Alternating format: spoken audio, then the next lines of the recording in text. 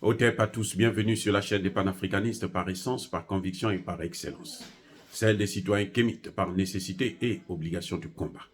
Nous sommes une chaîne qui n'est guidée que par nos ancêtres et rien que par les ancêtres qui appartiennent à l'égrégore du monde noir. Par conséquent, nous ne croyons en aucun Dieu venu de l'étranger. Toutefois, cette vidéo n'est aucunement destinée à inciter à la haine ou à la violence, car nous menons un combat qui est d'abord et avant tout spirituel, intellectuel et démocratique. Ensuite, il est politique, géopolitique et géostratégique, contre l'impérialisme, le colonialisme, le néocolonialisme et l'endocolonat, qui sont tous qualifiés de crimes contre l'humanité.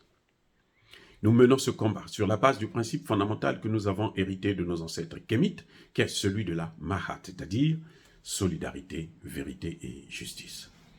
Vous êtes donc en droit de connaître la vérité et nous avons l'obligation de vous dire la vérité, rien que la vérité, afin que justice soit rendue au continent africain. Et ça, c'est notre modeste contribution dans cette noble lutte en faveur de la souveraineté, la dignité, la solidarité et l'unité africaine. C'est exactement ça que nous appelons le panafricanisme. Bien-aimés frères et sœurs, le grand rendez-vous de Kidal, la rencontre de Kidal. Kidal, le berceau du terrorisme dans le Sahel. Que se passe-t-il? Qu'est-il arrivé à Kidal? Vous savez, en fait,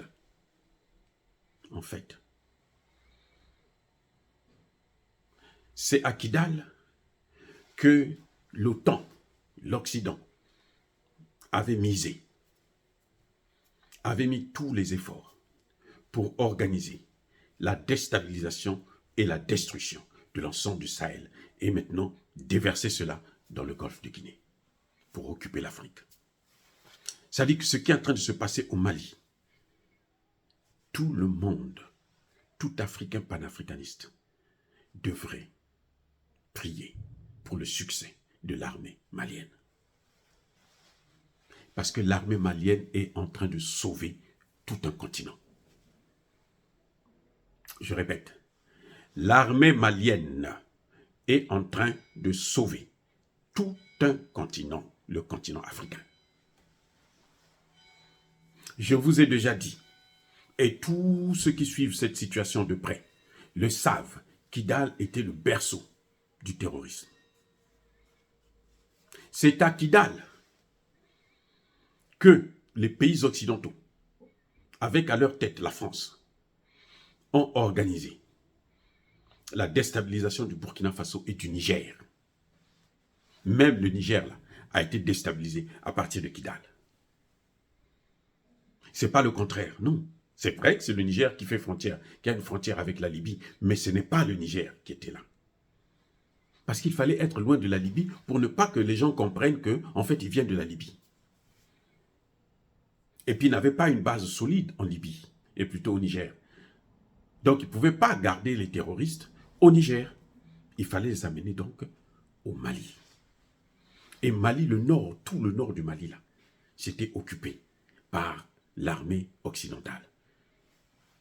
Et puis, vous savez qu'au Mali, il y avait la mission des Nations Unies. Donc, c'est cette mission des Nations Unies qui était appuyée par les forces françaises et otaniennes.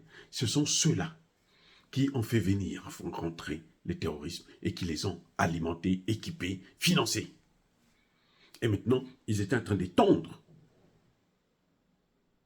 ces terroristes dans le Sahel et ils s'apprêtaient maintenant à attaquer. D'ailleurs, ils sont en train de le faire, les pays du Golfe de Guinée. Mais notre espoir, c'est le succès de l'armée malienne dans le nord, notamment à Kidal. Ils ont déjà pris Ménaka. Vous voyez, ils ont déjà occupé Ménaka. Et maintenant, là, l'armée malienne a le contrôle total d'Anéfis, qui est la prochaine étape, l'étape précédente plutôt de celle de Kidal. Parce qu'après Anéfis, là, il y a Kidal. C'est mieux que Kidal qui reste. Ils ont Gao, ils ont Ménaka, ils ont Anéfis. Maintenant, il n'y a que Kidal. La grande bataille sera donc prévue pour Kidal. Je vous ai dit déjà que l'armée malienne était déjà dans Kidal. Ce n'est pas pour rien que les chefs militaires sont en train de fuir. parce qu'ils savent qu'ils sont déjà là. C'est pas parce que, non, non, ils avaient mis un dispositif à Néfis. L'armée malienne a détruit près de 6 bases militaires des terroristes. 6. C'est pour ça que sur France 24, RFI, les journalistes comme Serge Daniel, je crois, comme Wassim et autres, se glorifiaient déjà. Non, vous allez voir, on va détruire l'armée malienne. Non. Et Anéfis, la ville d'Anéfis, est à 100 km de Kidal. C'est ça qu'il faut bien comprendre. Mais la localité d'Anéfis, elle s'étend jusqu'à 60 km de Kidal. Donc, en fait, puisque l'armée malienne, les femmes, ont occupé toute la localité d'Anéfis, ça veut dire qu'ils sont à 60 km de Kidal. Donc, d'ici peu, là, Kidal va tomber. Nous le savons parce que nous savons que, par les informations qui viennent du terrain, hein, que c'est la débandade déjà. Et ils avaient été bien accueillis à Anéfis. Hein. Ils s'étaient préparés en conséquence pour accueillir l'armée malienne. Ils ont lancé, ils étaient prêts à faire face à cette offensive-là. Mais ils ont échoué puisqu'ils ont été massacrés. Et des grosses têtes de terroristes sont tombées déjà là-bas. Et ceux qui sont à Kidal, les grosses têtes là, ils ont déjà fui vers l'Algérie, qui les repousse. Donc ils sont pris en étau. On ne sait pas comment ils vont faire, puisque les Français ne peuvent pas aller là-bas. Et le Bénin, c'est un peu loin. C'est ça le problème, c'est plus compliqué que ça. À moins qu'ils partent vers la Côte d'Ivoire ou le Sénégal. Des pays frontaliers et des pays amis du terrorisme français. Donc voilà, ce qui est en train de se passer à Kidal, c'est l'avenir du continent africain qui est en train de se jouer. Parce que là-bas, à Kidal, les militaires, les terroristes organisaient une parade militaire chaque année, en présence de l'ambassadeur de France. Ah oui, en présence de l'ambassadeur de France. Et c'est à Kidal que l'armée française avait bloqué un convoi militaire malien dans lequel se trouvait le colonel Assimi Goïta. C'est là que l'armée française a dit, vous ne rentrez pas dans Kidal, si vous rentrez dans Kidal, nous on tire sur vous. Et comme ils n'étaient pas équipés, comme ils n'avaient pas de moyens, ils étaient obligés de se replier. C'est pour ça que vous avez vu que cette situation a duré pendant plusieurs années. Tout est parti de Kidal. C'est quand on a chassé, on a expulsé l'armée française. C'est là qu'ils ont transféré le quartier général vers maintenant le Niger. Mais sinon, et Kidal a toujours été un endroit qu'ils contrôlaient. Parce qu'ils ne sont pas trop loin de la zone des 3 frontières. Donc, ils pouvaient ravitailler facilement Kidal. Et puis, de toutes les façons, ils contrôlaient tout le nord. Donc, les échanges se passaient très facilement. Et maintenant, ce qui se passe, c'est que les terroristes, eux, demandent le respect des accords d'Alger, demandent la négociation.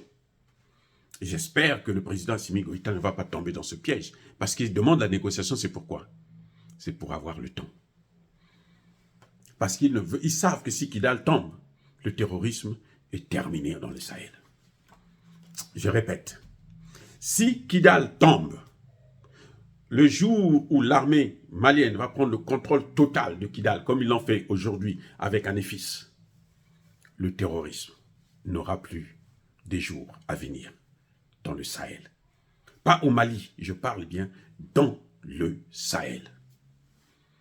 C'est pour ça que leurs experts ont demandé aux terroristes là de négocier. Or, ceux qui demandent qu'on négocie avec les terroristes savent qu'on ne négocie jamais avec les terroristes. C'est George Bush qui nous a dit ça. Hein. C'est pas nous, c'est pas Assimi Goïta. N'accusez pas le pauvre Assimi Goïta. C'est George Bush qui a dit on ne négocie pas avec les terroristes là, on les tue. on les massacre, on leur fait la guerre. On mène la guerre contre eux. Ils vont vous parler encore des accords d'Alger. Les accords d'Alger sont dépassés. C'est fini. Puisqu'il n'y a plus, la SEMA, là, ça n'existe plus. Ce qu'il y a aujourd'hui, le combat qu'il y a aujourd'hui, là, ce n'est pas contre les rebelles. Non. Il n'y a plus de rébellion au Mali. Il n'y a plus de rébellion au Mali. Il y a le terrorisme. Les rebelles sont même dans le gouvernement. Les gens de la SEMA, là, il y en a qui sont dans le gouvernement. Voilà. Il n'y a que des terroristes. Et ceux-là, on ne négocie pas avec eux, on les combat. Donc, les accords d'Alger, là, vous pouvez déchirer ça. Ceux qui en ont encore, là, sachez que, oubliez ça. Peut-être vous pouvez garder ça pour l'histoire, raconter à vos enfants, mais ça n'a plus d'importance. C'est fini, les accords d'Alger. C'est fini. Ce que vous voyez là, c'est la tactique des Français, appeler à la négociation. Comme ça, on va voir comment on peut réorganiser. Mais c'est difficile, c'est presque impossible.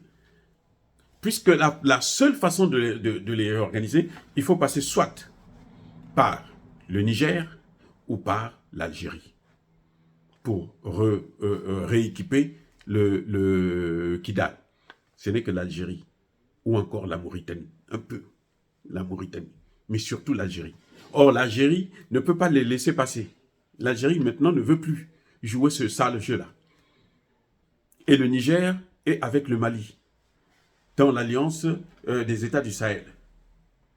Donc par le Niger, là, ils ne peuvent plus aussi ravitailler. Ça devient compliqué. Donc même s'ils demandent du temps pour des négociations, ça ne va pas se faire. Ce n'est pas possible. C'est la guerre qui doit se faire. Et on doit les pourchasser jusqu'à leur dernier retranchement. Eh oui. Et surtout, il faut savoir, les mêmes terroristes ont envoyé cette fois-ci, vous savez quoi, les Français. Comme ils ont vu que pour éviter que Tinubu reste dans le clan des va-t-en-guerre de la France, hein, ce sont les religieux qui ont intervenu. Maintenant, ce qu'ils font, c'est qu'ils ont envoyé aussi des religieux pour aller négocier avec le gouvernement afin d'épargner Kidal. C'est fini. De toutes les façons, ils peuvent aller négocier avec l'imam Diko, hein, puisque c'est leur type. Mais avec le gouvernement, là, ça m'étonnerait. Pour négocier pour Kidal. Le chef d'état-major l'a dit, nous on va jusqu'au bout. Et ils savent, avec les Russes là, il n'y a pas de quartier. Eux, ils n'aiment pas des prisonniers. Et ils ne font pas des prisonniers terroristes, non. Avec les Russes, on ne badine pas. Et ils le savent. Poutine venait de déclarer 90 000 soldats ukrainiens ont été neutralisés depuis le 4 juin 2022.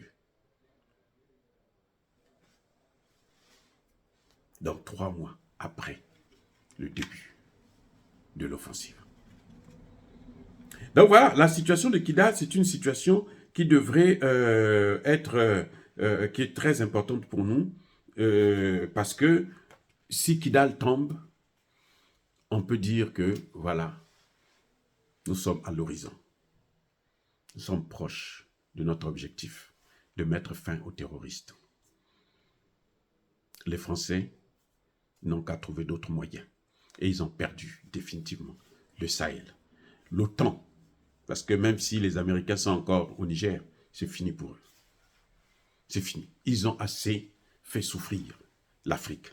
C'est pour ça que vous voyez comment ce qu'ils font. Maintenant, ils sont en train d'aller vers le Kenya, vers l'Angola, pour voir comment ils peuvent faire pour demander aux Kenyans et aux Angolais d'accueillir leur base militaire. Mais le Kenya, s'ils acceptent, bon, c'est tant pis pour eux. Nous savons qu'il fut une période où les mêmes ont vacciné des femmes kenyanes. Toute une génération qui est aujourd'hui stérile. N'oubliez pas ça. Or, bien-aimés frères et sœurs, dire cela, c'est inciter à la haine ou à la violence. Non. Yaba colère véo. Yama lembe. Oh, soyez-en sûrs que Kidal va tomber. Il ne me reste plus qu'à vous dire d'être bénis. Je demande au Dieu des Kémites et à nos ancêtres angélisés de vous bénir abondamment. Mais que tous ceux qui persécutent le continent africain, le pire et le déstabilise. Qu'il soit noir, blanc, chinois, arabe, indien, qui qu'il soit puni, maudit, foudroyé, neutralisé, écrasé, effacé par ce Dieu des Kémites et par nos ancêtres angélisés. Vive l'Afrique éternelle. J'ai dit et j'assume.